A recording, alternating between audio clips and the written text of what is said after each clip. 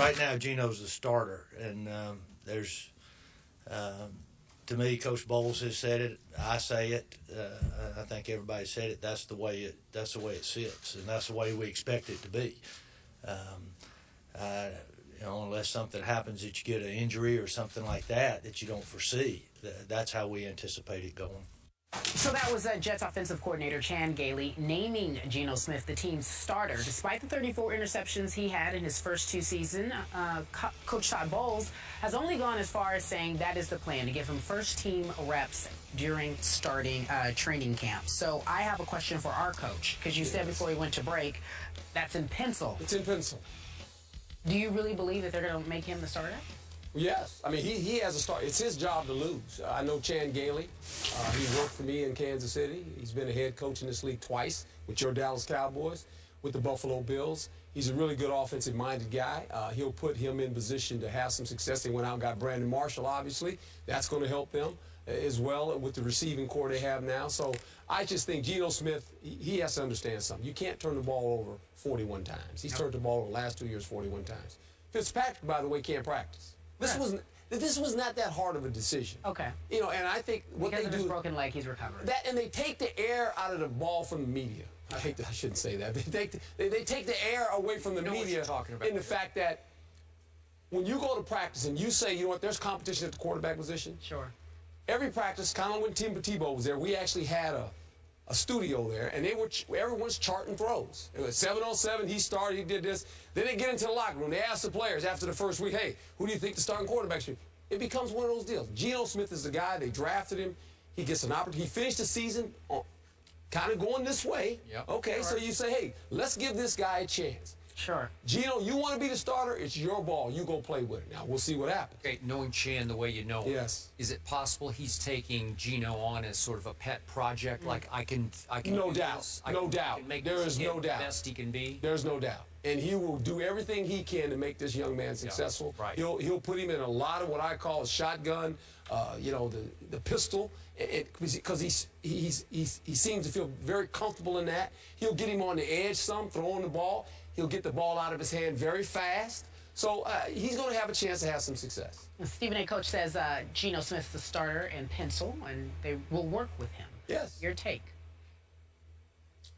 Well, I don't care what it's in. I don't care if it's in crayon. It doesn't matter to me. And the fact of the matter is, when week 1 comes, even if Geno Smith is the starter, it's not considered the long-term solution for the New York Jets. They've turned this defense into an elite defense with the acquisitions of Darrelle Revis and Antonio Cromartie to join Milner, retaining David Harris, not letting him escape to Buffalo, still having Richardson and Muhammad Wilkinson and Copels and those boys, and drafting Williams.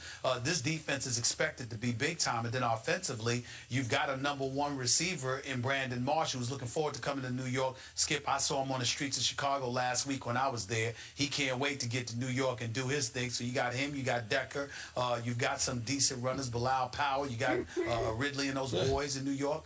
Bottom line is this: the only question mark is the quarterback position. And the only reason it's a question is not because of Geno, it's because of Bryce Petty. How long is it going to take to get this brother developed and ready to go? Because we all know that he has tremendous potential, and I think you can expect some big things. Now, there's other people that use the Bayless system itself and says that's not conducive to succeeding in the NFL. We'll see about that, because RG3, last time I checked, tore the house down at least his rookie year. But in the end, I just look at Geno Smith. He had a QBR of 35. He had just 13 touchdowns and 13 interceptions. Okay, as Coach said, you turned the ball over 41 times. When you look at their passing attack, it was ranked dead last in yards last year, and their offense was ranked 28th overall, even though they had the 3rd leading rushing attack in the NFL, which means that your passing game is just putrid, pathetic. All those things considered, you've got to look at Geno Smith. And he hasn't endeared himself into being perceived as a leader for a franchise. Not when you at the movies in San Diego instead of in the film room, for crying out loud. So all of those things, I don't believe bode well for him.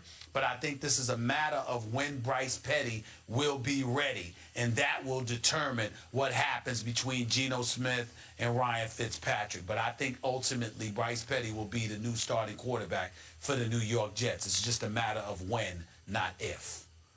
So back to Coach here. So we've got one written in pencil. We got one written in crayon. And I'm going to write it in invisible ink. Okay. Because I'm sorry, I don't think it's going to happen. I believe, For Geno. For Geno. Okay. I believe that Ryan Fitzpatrick is the short term and that Bryce Petty is now the long term for the New York Jets. Nothing against Geno. I just don't think he's the right fit at the right time, especially for the team they have now assembled. This team could be really, really good. Yes. This team could be the surprise team of the National Football League. Again, we have a rookie head coach, but I have nothing but high expectations for young Todd Bowles because I think he's going to be a stud. And when you add a Zach Stacy and a Stephen Ridley to the Ivory and Bilal Powell who are already there, I think you can run the ball. I think that's stable of backs. They ran the ball last year. They ran no problem running the football. This defense, am I wrong? It could be the best defense in football this year. No, it could be. Yeah, they went out and bought the themselves man that Stephen A. ran into on the streets of Chicago. Brandon Marshall is a possession receiver. Neither of us love Eric Decker, but you still got him as your number 2. Well, they got Smith, too. Devin I like Smith him as a from number Ohio 2. State. I didn't like him as a number 1. I got it. But I like him as a number 2. I got it. Well, this is made to order. If you want to make a splash, Todd Bowles, for Ryan Fitzpatrick. He's not great, but listen, he's not bad either. He started 89 games in the National Football League. That's a lot of football that he's played, and I think he can do this pretty well. This is why, and he played for Chan. In so it Buffalo. makes sense. So, I mean, this is why he's there. So, I mean, this is why, there's a reason that he's there. And this is why I say it's Geno's deal. But if he starts turning it over and this offense doesn't go, and he's right, he's got a defense that can help him, that will give him a short field because they'll take the ball away. But he has to orchestrate the offense. That's all he has to do. All right, Coach, you want to hang around or no? Why not? Where else am I going? Oh, great. I mean, we've been reduced to where else does Coach have to go? A lot of you here. We're talking about a little basketball, a little football. Your Lakers are doing good. Lakers are doing it. Stephen A. He's still low. That's all right. He's okay. He'll be all right. Next Well, first take after the break. Coach is going to hang out. He had nowhere else to go. Our man's all right. He's okay.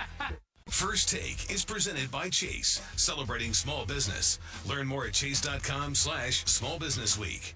And in part by Sea-Doo. Find the watercraft that's right for you at seadoo.com. Breaking news on the Twitterverse. This just tweeted 5 minutes ago from Shaq. At Real Skip Bayless, you are a stat guy. You're the best. You're quotacious. And most of all, you're sexy. Oh. Love you too, Stephen A. Smith. Oh, there's an afterthought. Yeah, he threw that in there. Yeah. Shaq, I want to say you are the best basketball analyst on all of television. You are certainly the best on TNT, and I appreciate it, and my woman Ernestine appreciates that sexy comment also. Thank you very much. I'm uncomfortable. Go on, Stephen A. Well, first of all, we know by the fact that Shaq called Skip sexy, we know that Shaq clearly just woke up in the morning. Oh, I just said didn't that. rub his eyes nearly enough, can't see. All right, so we understand that that's number one. Number two, and more importantly, him sitting up in there and listening to Skip call him the best basketball analyst.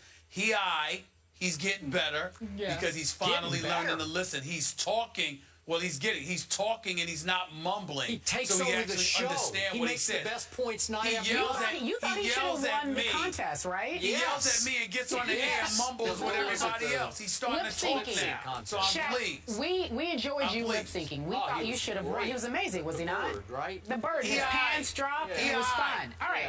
That's what Tomorrow, he did.